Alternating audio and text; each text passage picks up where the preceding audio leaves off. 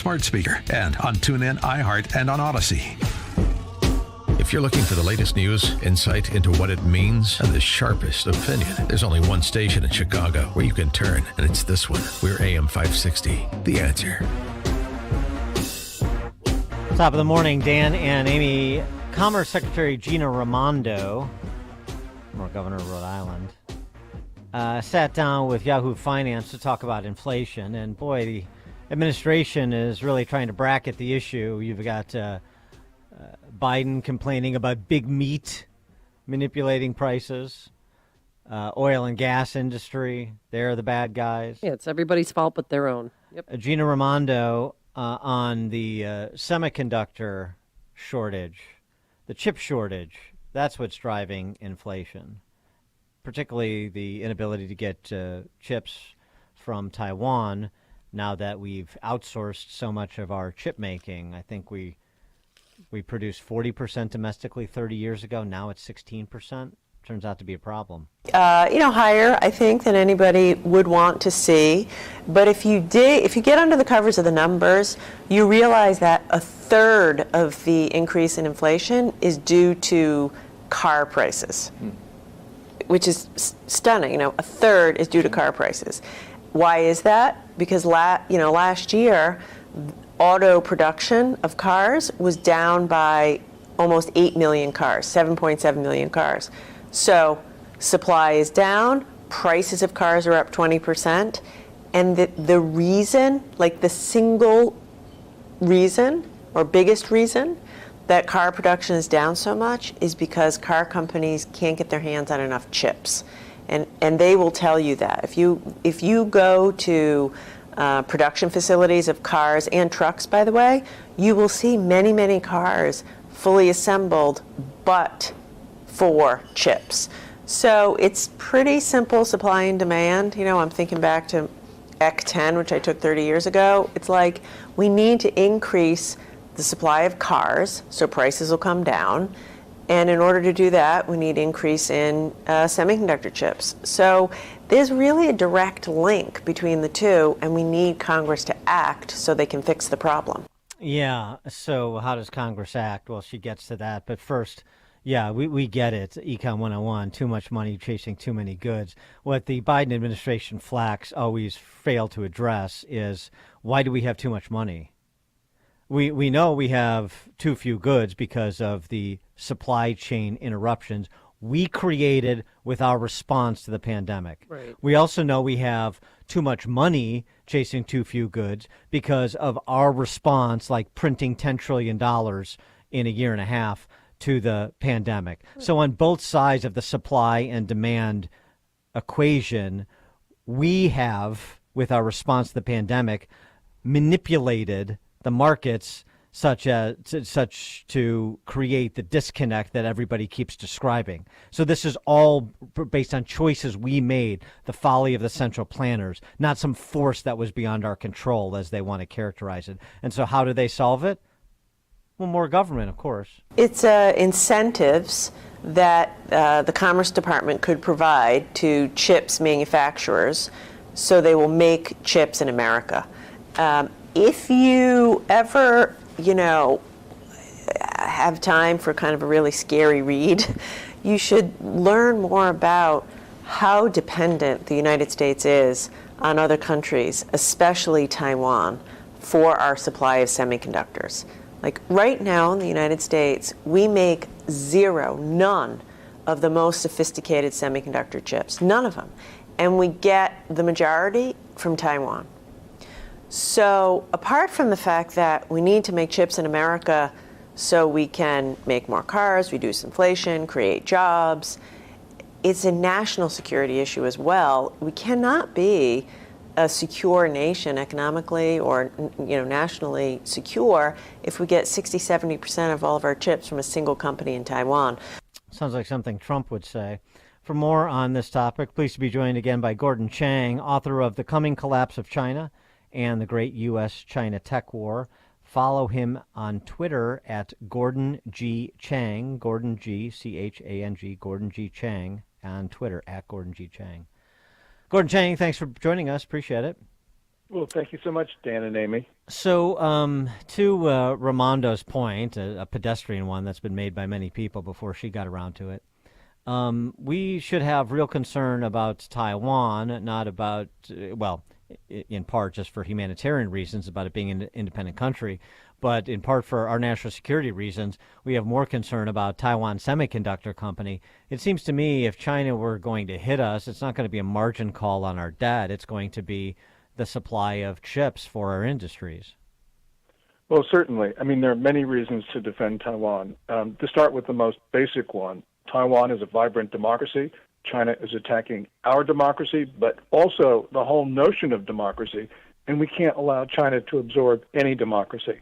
But also, we Americans have drawn our Western defense perimeter off the coast of Asia since the 19th century, and Taiwan sits smack dab in the center of that line. It keeps the Chinese Navy and Air Force close to China's coast instead of off of Hawaii, and that's important as well.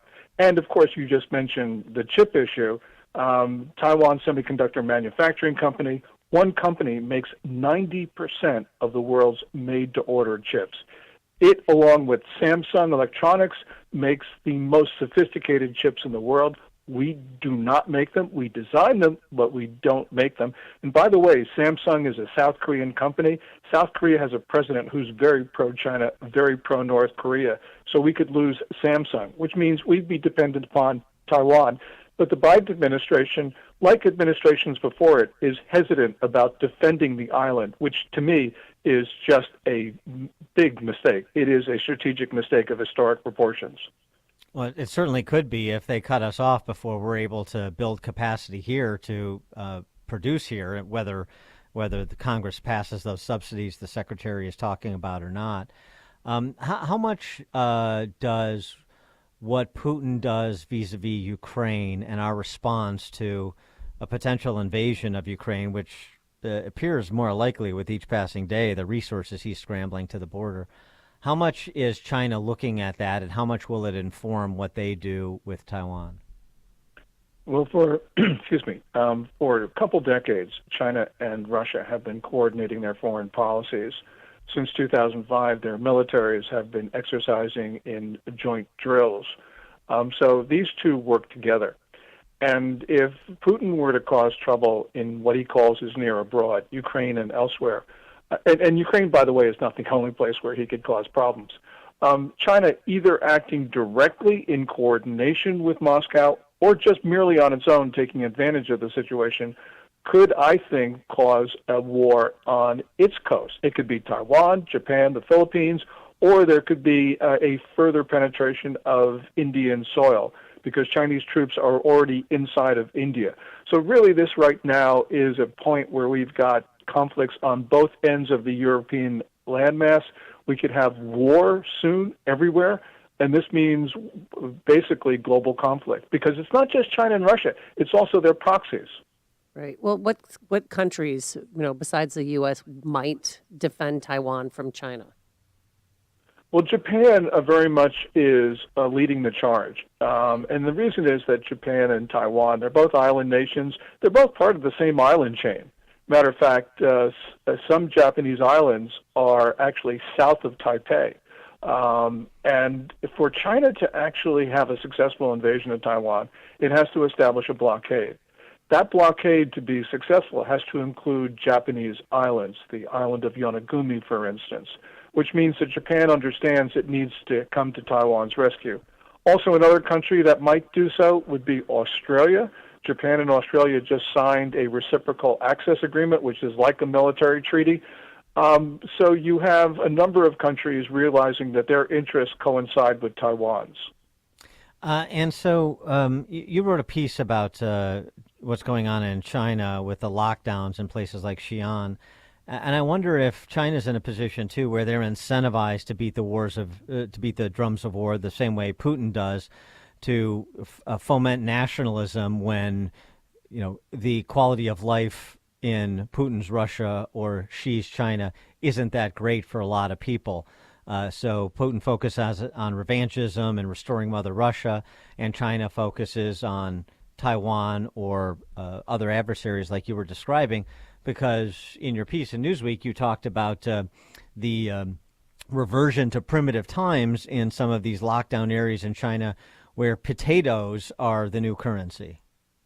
Yes, in Xi'an, which is central China, 13 million people, it's been locked down tight since December 27th, for instance. People have not been allowed to go out to buy food. And so people are resorting to barter, and people now prefer potatoes to Chinese currency, which means you're basically going back to a very rudimentary economy. China right now is in trouble. It's got Omicron outbreaks, Delta outbreaks that it can't control. It's got the Olympics coming up on February 4th, so the regime is in a panic. We have just seen that its economy is slowing. It's got a worsening food crisis. The environment, of course, is depleted and toxic. The list just goes on and on. And so I think Chinese leaders right now have an incentive to try to create a foreign enemy to unify the Chinese people, and also for Xi Jinping, the Chinese leader, to make sure his political enemies in Beijing fall in line. And they have a zero COVID policy, correct, in China? They do, which means that they go to extraordinary lengths to stop disease, which means they shut down their economy to do that. There's one Omicron case, they say, in Beijing. Right. Obviously, there's a lot more. They've got cases all throughout the country right now. They don't have any effective vaccines. They're really in trouble on the disease. Speaking of the Beijing Olympics coming up in a couple of weeks, are we going to see Peng Shui light the torch? Or has she been heard from? Where's Peng Shui?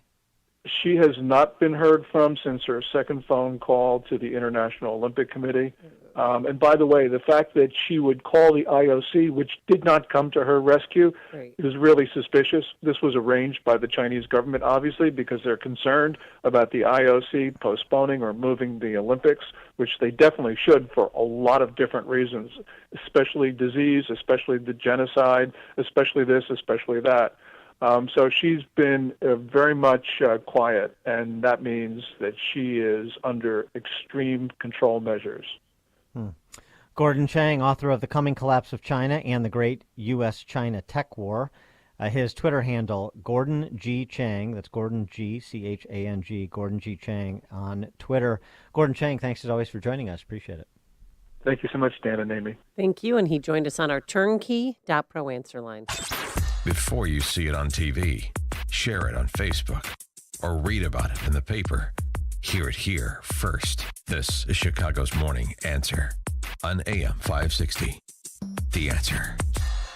Grandview buys homes. Hi, I'm Tom Detlich. Grandview has been helping families who want to sell their home for over a decade now. Grandview is different than using a real estate agent to sell your home. We buy the home directly from you in as little as 10 days. I can share countless stories of families who had a difficult to sell home and who were so stressed they didn't even know where to begin. With Grandview, the process is simple and stress-free. Contact us for a brief and private appointment at your home, then get your fair cash offer in as little as 24 hours. It's that simple. As the largest direct home buyer in Chicagoland, you can trust us to treat your situation with dignity and respect. Our highly trained team knows their job is to buy your home and solve your problem. Grandview buys homes as is, no matter the condition of the property. You don't need to do any repairs, not even a clean out. Just leave the stress and the mess to us. So call us at 630-506-8282. That's 630-506-8282. Or visit us at grandviewhomes.com. All right, Permaseal Basement Systems is celebrating their 43rd anniversary this month with a sale on products and services that you can use this winter. Throughout January, they are offering 50% off their PermaFoam insulation to help keep your home and feet warmer, 10% off all crawl space encapsulation solutions, and any of their sump pumps. This includes their patented basement defender systems that tests your pumps every day and alerts you if something needs attention. Call 800-421-7325 to schedule your free inspection